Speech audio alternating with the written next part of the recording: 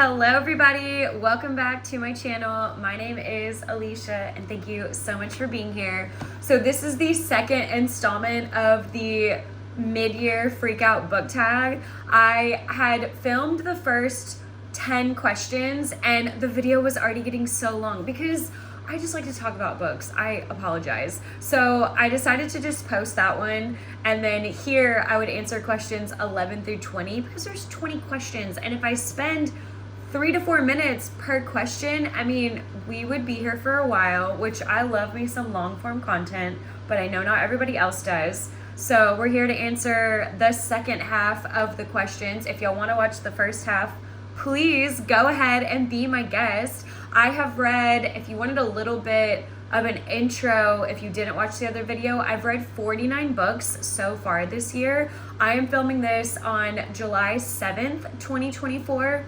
Hello, happy July 2024. I haven't read any books in the month of July though.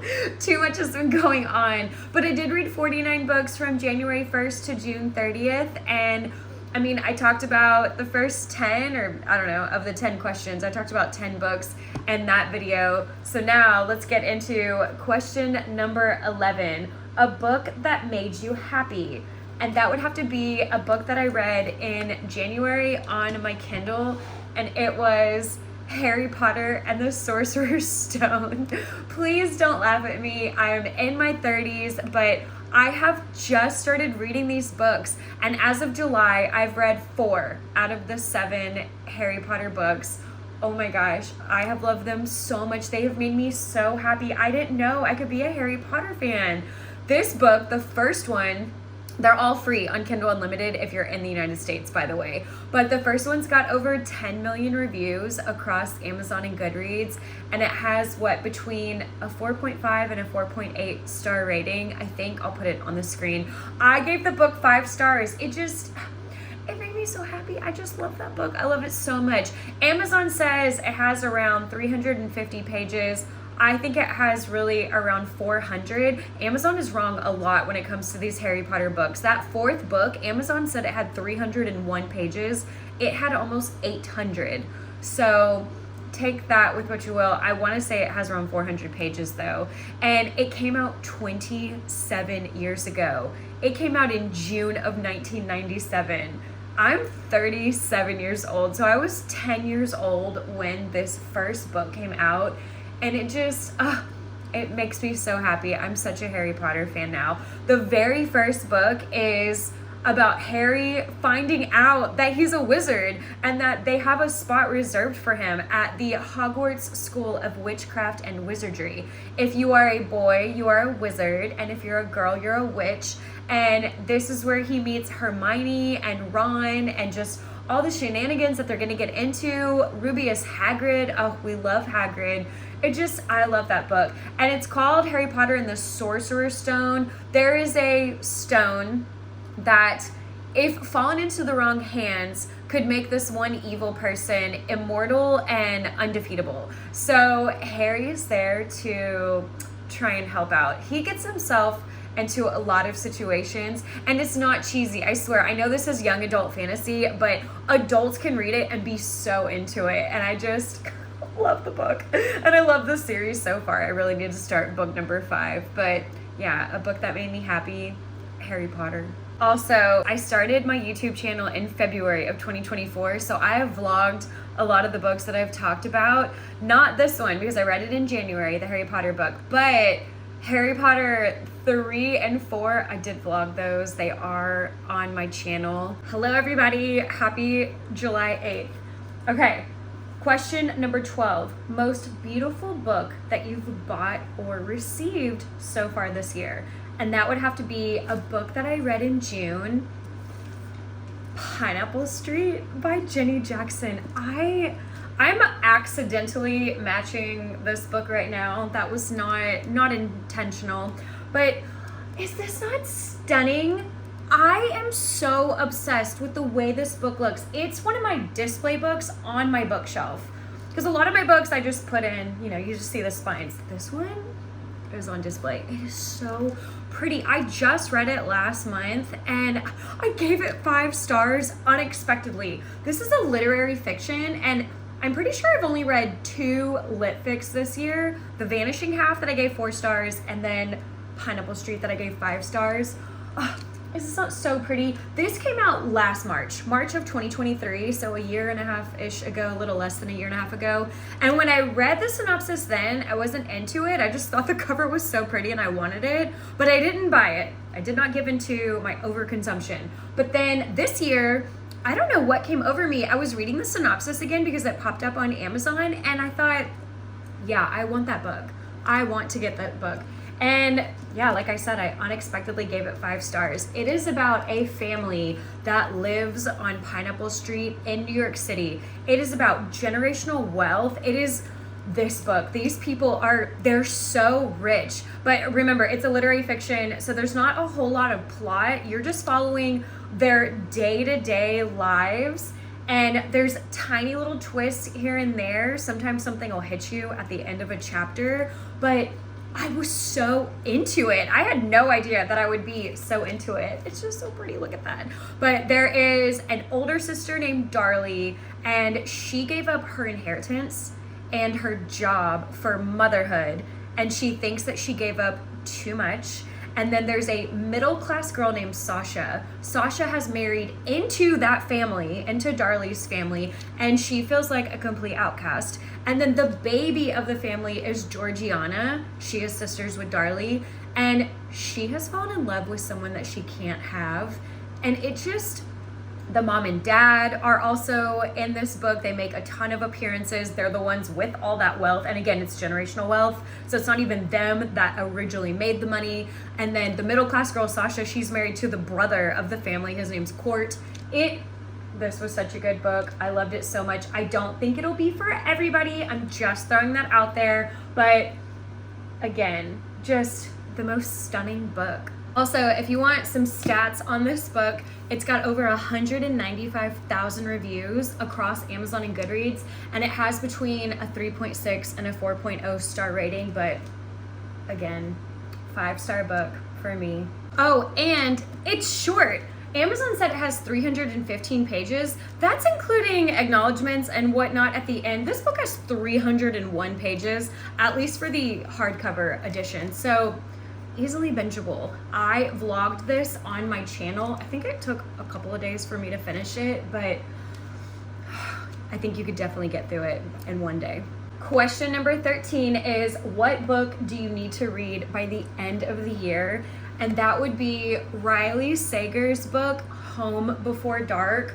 It's a thriller, and I want to read that book so bad. I got it mixed up with Grady Hendrix's How to Sell a Haunted House, and I read that, and I remember thinking, this is not the book that I thought it was. And then I came across Riley Sager's book on Amazon, and I thought, wait, that's the book that I want to read. Yes, so Home Before Dark, it came out 4 years ago. It came out in June of 2024, and I have read 3 of his books, and there's some mixed reviews, I know, with quite a few of his books, especially with the endings. Sometimes the endings take on a more paranormal or exorcist type of ending, and to me that's a cop-out. So I know one of his books, I ended up giving it a 4-star rating because it was 5 all the way until the end. And then there's another one of his books, it was just too horror-ish for me, so I gave that one 4 stars. And then there was one I gave 5 stars. I love Riley Sager. So Home Before Dark, this one has over 223,000 reviews, and I think it has, I was just looking at it, between a 4.1 and a 4.6 star rating across Amazon and Goodreads. I don't know, I'll put it on the screen. It's a 4-star thriller, and I love a 4-star thriller because sometimes what is 4 stars for people who are really into the thriller genre and can handle more than me, I'm a chicken, that's usually a 5-star book for me. So this one is about this girl. I guess when she was a baby, her mom and dad bought a house in Vermont, some sort of Victorian estate, and I guess it was super haunted. There were some things going on in that house. They lived there for 3 weeks, and then they got the heck out of there. Well, her dad wrote a book about it, a nonfiction book called House of Horrors, and I guess it blew up. It became viral, if you want to call it, and people were comparing it to the Amityville Horror House. and it became a sensation. Well, the girl, Maggie, she was way too young to remember any of that. I guess she was a very young child. It did not say her age. But now, 25 years later, I'm assuming maybe she's 25 years old. 25 years later, her dad has passed away. And he has left the house to her. And she doesn't believe in ghosts and spirits and any of this paranormal activity. She doesn't believe in any of that. And on top of that, she is a restorer of old homes. So she wants to go in and fix up the house and then sell it. And again, she doesn't believe anything that was written in that book. So she goes back to this estate. I think it's called Bainbury Hall. And she moves into it. And I guess everything that was written in that book is happening to Maggie, along with all the locals in that town hating the fact that their town was basically ripped apart because this, supposed haunted house. So there's stuff going on with them. And I don't know, I guess she's got to find a way to get away from this house, get out of this house. I don't know. We will see what happens with her, but I want to read that book before the year ends. I love Riley Sager books for the most part. They're at least fun sometimes until the end, but they're still a great time nonetheless. And I want to read this book so bad. I need to purchase it, but we've all got our TBRs that we have to get through first. Also, this book is kind of lengthy. Amazon says it has 397 pages, so it's almost a 400-page thriller, but we should all read that together if y'all haven't read it yet. Question number 14, how has your reading gone so far this year? I think that it's gone really well. I have never actually tracked my reading until this year because I started this YouTube channel or BookTube channel in February. I have seen what I've read on my Kindle throughout the last couple of years because I've had a Kindle, I think, for about 3 years now. I think it's been about 3 years, but you're able to see that in the Kindle app, but I have never kept track of all of the physical books that I read, and I have a ton of physical books, but so far this year I've read 49 books, and I think that that's amazing. And I didn't tell y'all in this video what I have read or what of each genre I have read. I said it in the first part of this video, but if y'all haven't watched that and you're curious to know, again, I've read 49 books.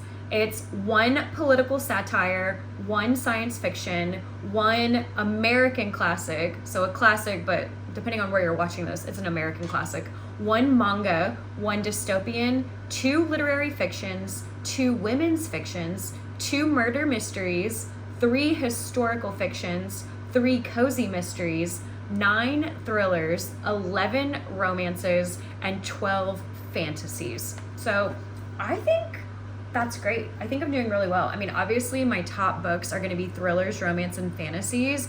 But I read most of my fantasies, I want to say in January and February, and then I have kind of just taken a break. I read all of the ACOTAR series. I've read 4 of the Harry Potter books.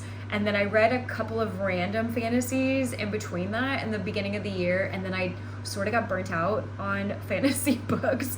But romance and thrillers have now become my in-between book.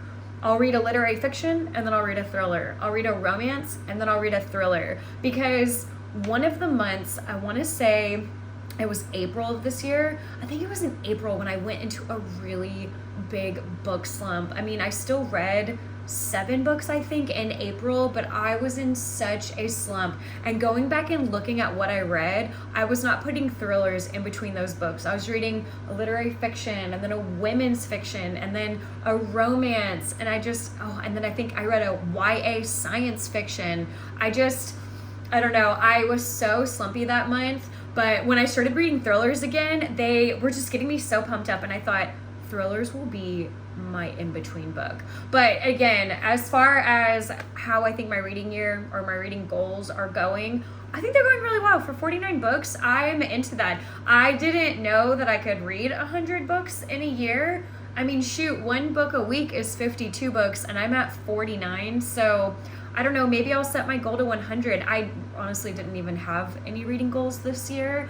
I just wanted to see what I read and just see where it goes. But now I kind of want to make 100 my reading goal. But yeah, that's how we're doing so far in 2024. Question number 15. Are there any books that you have been putting off? Yes, 100%. There are quite a few, but the one that I will mention is Butcher and Blackbird by Bryn Weaver. Oh my gosh. I think this book, it's got over, I was just looking at it, over 253,000 reviews across Amazon and Goodreads, and between a 4.1 and 4.4 star rating, something, I'll put it on the screen. It's got 355 pages, and it came out in October of 2023, so not quite a year ago. And it's a trilogy. There are 2 other books. One is out. The next one I think is coming out in February of 2025. And it has 2 pages of trigger warnings. Okay, I say 2 pages. I saw it at a bookstore recently and here in Japan, and the first page there was some writing, and then half of it was some trigger warnings, and then when you turn the page, the other half of the page is trigger warnings. So really 1 page. It has 1 page of trigger warnings, but I want to read it because I have FOMO. But at the same time, I don't know. I'm afraid to read it. Everyone says that it's not as bad as I'm thinking of it in my head, but those trigger warnings are intense. There's accidental cannibalism, not so accidental cannibalism, something about eyeball removal, something about a chocolate chip skin smoothie or an Oreo cream skin smoothie. I don't know. There's lots of torture. That is why I just, I can't read books like that. But everyone says it's a dark rom-com. It is not as bad as I'm thinking, and it's not as bad as the trigger warnings make it out to be. Apparently, there's a lot of light in what is happening. It's very lighthearted and fun, these torture scenes. It's about 2 serial killers, Rowan and Sloane, who kill other serial killers. They're basically vigilantes. So anytime a serial killer is out on the news in the world, no matter where it is, at least in America, these 2 will go and find that serial killer and I guess torture them and kill them. And it kind of becomes a game because I think Rowan and Sloane live in different areas of America, but they keep running into each other, and then they make a game of it, who can kill the serial killer first. And I think this goes on for 4 years, and in the process of it, they fall in love. I mean, some of the tropes are cute. It's golden retriever and black cat, and I'm just assuming that the guy is the golden retriever and the girl is the black cat, but who really knows? And then touch her and you die, touch him and you die. There's a 1-bed trope, forced proximity. I mean, there are things. There's cute tropes. It's just the torture scenes that I don't really think I can handle, but at the same time, everyone swears it is not as bad as I'm thinking that it is. And then I think in the second book, there's not even a lot of torture. I think it's somebody's brother, Sloane or Rowan's brother, gets with Sloane or Rowan's best friend. So I don't even know. That I think is just I think it's a marriage of convenience book. And then the third one, I don't even remember what that one was about, and I did read the synopsis. But yeah, Butcher and Blackbird, I've definitely been putting that book off, but I'm so interested. I am intrigued. I want to read it, and I want to vlog it on my channel and tell y'all everything, because I have not found any videos of anyone reading it and telling me exactly where those trigger warnings are in the book and what is happening in that scene. And I want to vlog it and tell you all about it for other people that are a chicken like me and are too scared to read that book. I will gladly read that book for you and give it all away. I'll tell you everything just to make it to where you'll want to pick it up and read it if you're just as scared as I am. But yeah, that is a book I've definitely been putting off, but I do kind of want to read it. Question number 16. A book you enjoyed with mixed reviews. So there was a book that I read in March, The Teacher by Frida McFadden. This was a 6-star book for me. I was so obsessed with this book, but there are so many mixed reviews. It is, I don't know, people either really liked it or they really hated it. There are over 500,000 reviews on this book across Amazon and Goodreads, and I think it's got between 3.9 and a 4.3 star rating. I rated it 5 stars on Kindle. Read it on here, free on KU if you're in the United States. I know I'm in Japan, but my Kindle is still connected to America. But I was so obsessed with this book, but also I knew going into it that there was probably going to be an inappropriate student-teacher relationship. There were so many reviews of people who either read the book in its entirety and rated it 1 star, or they started to read it and then they DNF'd it, or did not finish. They DNF'd it because of the student-teacher relationship that was going on. They were just so disgusted by it. But I mean, I just knew going into it that, I mean, it's in the synopsis about what happened last school year. I don't know. That kind of frustrated me. Don't rate a book poorly because of that. That you knew, I'm pretty sure, I don't know. I don't want to say you knew going into it, but it's just so obvious in the synopsis what's going to happen. I mean, come on, it's called The Teacher, but it's a domestic thriller. Oh man, it came out in February of this year, so it just came out. So I read it a month later, and I just can't believe that it already has over 500,000 reviews. And those are just the reviews. I mean, for the physical printed copy of people buying that at bookstores, and if they're not rating it on Goodreads, I don't have a Goodreads. This book, there have been so many copies of it. So many people have read this book. It's a little lengthy. I think it's 402 pages. Oh, it is about Addie and Eve. Addie is a high school student.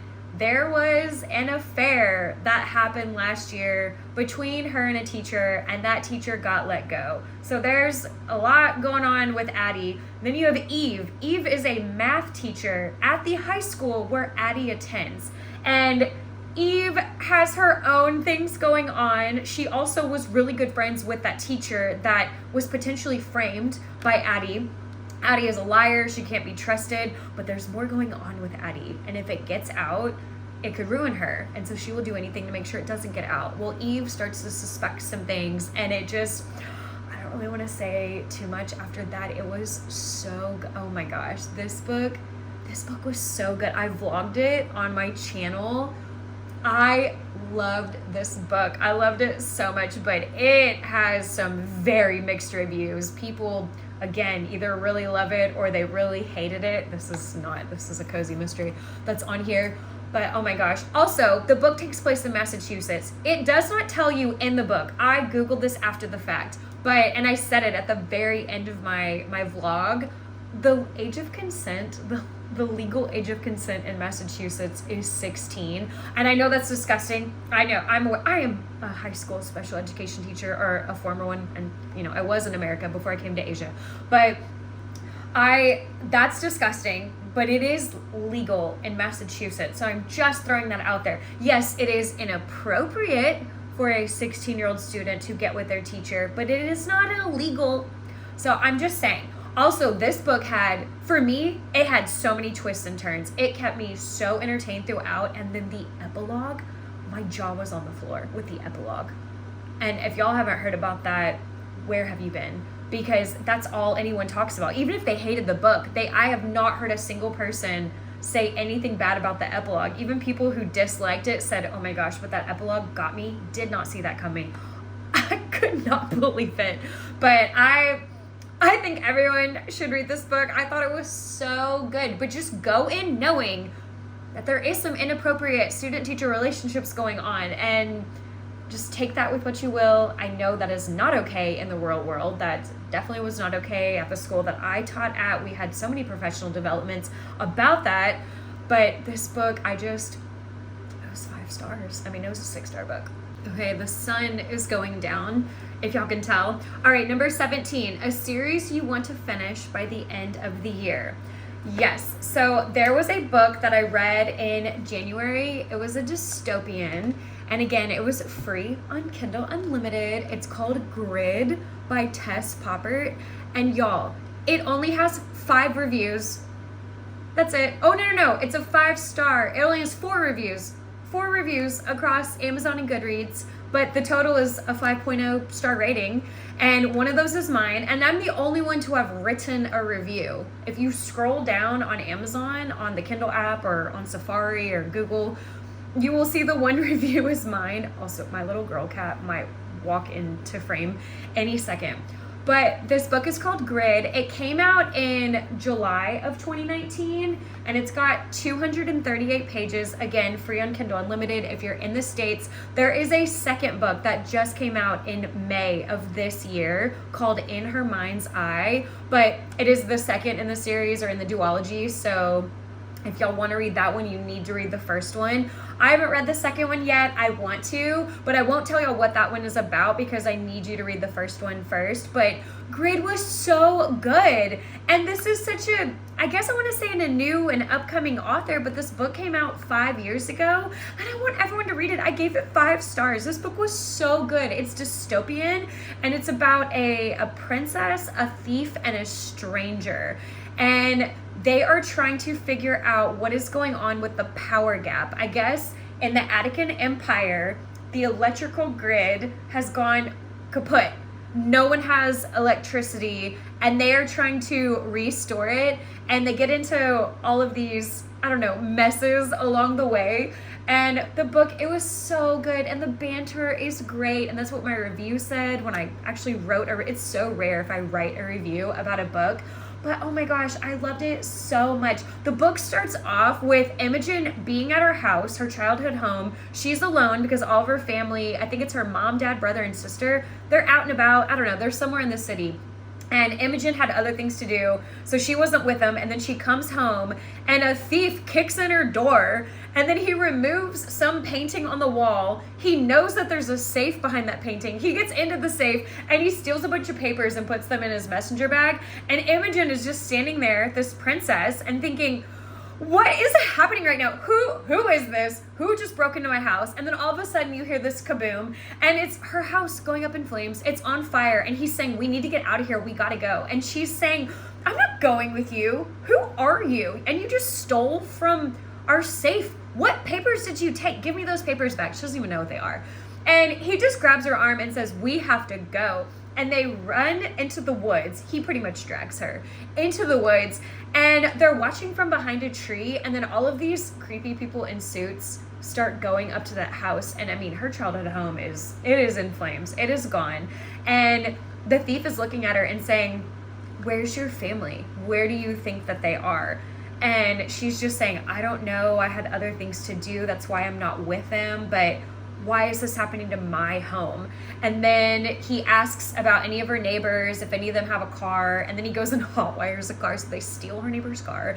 And then they end up at a bar and they're wearing these cloaks because they need to stay under wraps. I'm not sure why. Well, I know why, because I've read the book. You'll figure out why. But she is a princess and he really is a thief, but there's also a stranger that's going to come into tow. But the banter in this book, it was so good. Even when they're at the bar, he says, have you ever had ale? And she says, I've never had the displeasure. And just so many of the things. What did I put in the review?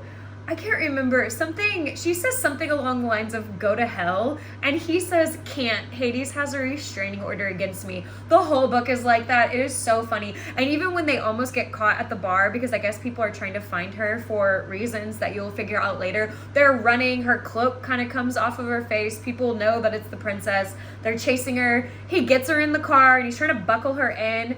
And he says, just put your head down and for once act normal. This book was so funny. It was so funny and it was so good. And I need more people to read this book. I mean, it only has 4 reviews. So come on, please pick up this book. It's free on Kindle. And then we can all read the second one together. It's called In Her Mind's Eye. Question number 18 is your upcoming 5-star prediction. And that would have to be a crime thriller. It's by Alex Finlay. It's called The Night Shift. I've never read a book from Alex Finlay, but this one is about a Blockbuster massacre, and I went and found a lot of my Blockbuster cards. Do y'all know? What are the ages of you on my channel?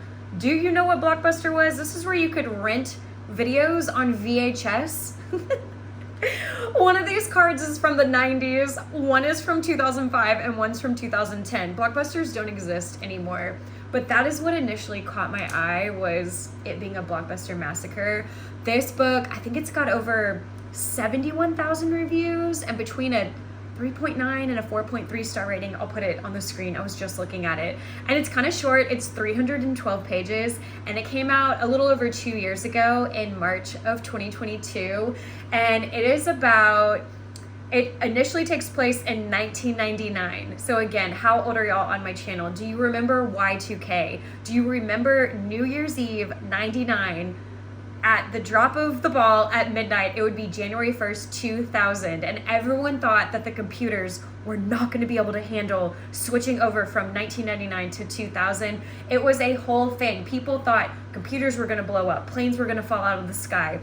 I mean, people thought so many things. The world was going to end. It was Y2K. That was a real thing, and I remember that. I was born in 87. I remember this. Well, none of that happens. However, that night at a Blockbuster, this is all fiction, by the way, not real. That night at a Blockbuster, there were 4 people working, and there was a massacre. Well, 3 of them were killed. 1 survived. And the police thought that one of the victims, they thought it was the boyfriend. Well, that boyfriend, he ran away, never to be seen again. So he was never caught. Well, now, 15 years later, there's an ice cream shop. And once again, there was another massacre and there was 1 lone survivor. Well, then this FBI agent, she is working on the case with the ice cream shop. And I'm not sure how it happens. I don't know because I haven't read the book yet. But I guess there are similarities to what happened at this ice cream shop and then what happened 15 years before at that Blockbuster. And so the story, I guess, is around the FBI agent. It's around the 2 survivors of the Blockbuster massacre and the ice cream shop massacre. And then the 4th one, remember that fugitive that got away? It's that person's brother. So I think these 4 are coming together to figure out what is going on. I don't know. I don't want to read too much into it. That was in the synopsis. I haven't read any Amazon or Goodreads reviews, but to me, that it just sounds like a 5-star thriller. I mean, really, I just was intrigued by the word blockbuster. So I really want to read that book. I really want to read that book by the end of the year. And it just sounds so good. Are y'all not intrigued by that? But yeah, that is an up and coming 5-star prediction. We're getting into the last 2 questions, which I think I can answer fairly quickly. Number 19, do you think you'll reach your reading goal? So, like I said a couple of questions ago, I didn't really have a goal for this year, but since we're halfway through the year and I've read 49 books, maybe I can read 51 more and hit my goal of 100. But really, I mean, just reading books makes me so happy, so I don't want to make it seem like a chore. But I think I could hit 100. I think I could hit 51 more. But again, it's okay if I don't, but we'll just say that that's my reading goal and that's what I would like to hit for this year. And then number 20, the last question, any new reading goals? Yes, I put down here memoirs, classics, and nonfictions. I do want to read more of those. I'm pretty sure I've never read a memoir.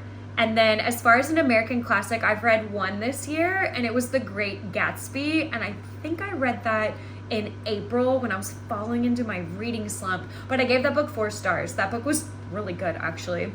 But I'd like to read more classics. They don't just have to be American classics, just more. And then I would like to read more nonfictions. I'm pretty sure I have not read a nonfiction this year. I don't think that I have. No. So yeah, more memoirs, more classics, and more nonfiction. So if y'all have any ideas of what those could be, I had Educated by Tara Westover on my list of books that I want to read because I think that one is free on Kindle Unlimited in the States, but it's a nonfiction book. However, I think there's a grape scene, grape without the R. I think there's a really graphic grape scene in that book. And then I think that keeps coming into play. I think that it molded her for who she is now because that's a book based on a true story. And so I removed that from my list. I just don't want to read about that. Oh my gosh. So yeah, if y'all have any suggestions on those 3, I would like to read more of those. But anyways, thank y'all so much for coming along on this journey with me. I know it's taken me a while. I think part 1 took almost a week. I mean, every other question, it was a different day. I was in a different outfit because I had things to do. And then I know here in part 2, this is taking me 2 days, and then it's nighttime now. But thank y'all so much for coming along with me as we talk about the first half of the year. And I hope everyone has a great second half of the year. We can all maybe hold each other accountable. But anyways, y'all have a good rest of your day. Bye.